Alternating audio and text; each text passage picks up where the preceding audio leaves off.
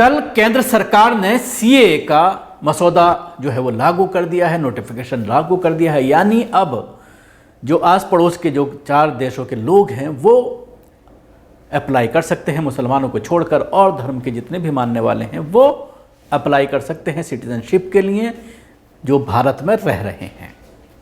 लेकिन इस पूरे मामले को लेकर आज मुस्लिम लीग सुप्रीम कोर्ट पहुंची है। मुस्लिम लीग ने केंद्र सरकार के इस फैसले को चैलेंज किया है और इसको असंवैधानिक बताया है और इसको एक राजनीतिक पैंतरा बता करके कोर्ट में आज ये याचिका डाली गई है। केंद्र सरकार ने 11 मार्च को पूरे देश में नागरिकता संशोधन अधिनियम 2019 सीए लागू कर दिया है, जिसके बाद केरल के एक राजनीतिक दल इंडियन यूनियन मुस्लिम लीग AUML ने सीए पर रोक लगाने के लिए सुप्रीम कोर्ट का रुख किया है। याचिकाकर्ता का कहना है कि नागरिकता संशोधन कानून धर्म के आधार पर मुसलमानों के खिलाफ भेदभाव करता है।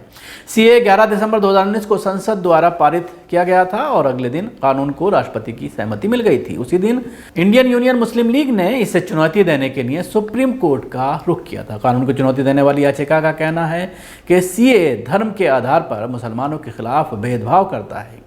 ये तर्क दिया गया है कि कानून अनुच्छेद 14 के समानता के अधिकार का उल्लंघन करता है। 18 दिसंबर 2019 को सर्वोच्च न्यायालय ने सीए को चुनौती देने वाली तमाम याचिकाओं पर केंद्र सरकार को नोटिस जारी किया था। उस समय भी मुस्लिम लीग ने कानून पर रोक लगाने के लिए दबाव डाला था। हालांकि केंद्र सरकार ने तब कोर्ट से यह कहा था कि क्योंकि कानून अभी नहीं बने हैं इसलिए सीए लागू नहीं किया जाएगा। हालांकि सोमवार को नियमों को लागू किए जाने के बाद मुस्लिम लीग ने अब कानून पर रोक लगाने की मांग करते हुए अदालत का रुख किया है। याचिकाकर्ताओं ने आवेदन में यह भी गुजारिश की है कि सीए पर रोक लगा दी जाए। याचिका के अनुसार सोमवार को अधिसूचना नियम अधिनियम की धारा 2/1B के तहत कवर किए गए व्यक्तियों को नागरिकता दी जाएगी जिसमें मुस्लिम धर्म शामिल नहीं है। याचिका में कहा गया है कि यह स्पष्ट रूप से मनमाना है और केवल लोगों की धार्मिक पहचान के आधार पर व्यक्तियों को नागरिकता दी जाएगी, जो भारतीय संविधान के अनुच्छेद 14 और 15 के खिलाफ है।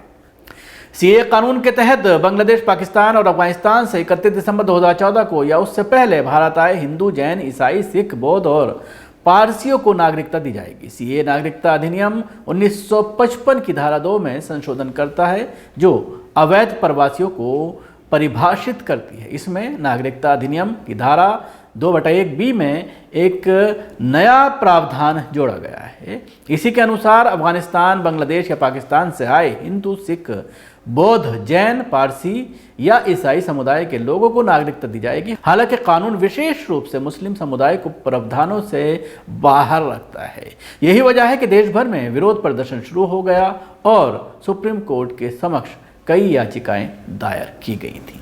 तो यही एक मेन वजह है जिसको लेकर के लोगों को ऑब्जेक्शन है। लोग इसी वजह से इस कानून को रद्द करने की मांग कर रहे हैं और मुस्लिम लीग अब दोबारा से इस मामले को लेकर के सुप्रीम कोर्ट पहुंच गई है।